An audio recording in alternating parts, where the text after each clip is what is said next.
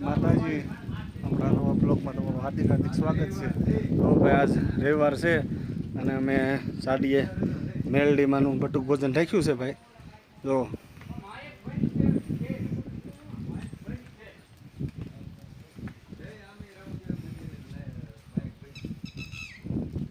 ભાઈ વરસાદ છે ને અહીંયા આપણી બ્રેજોડી પડી છે ભાઈ.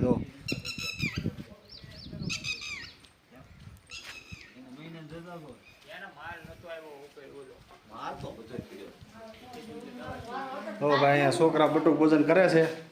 બોલો સાડિયા વાળા મેલડી માની.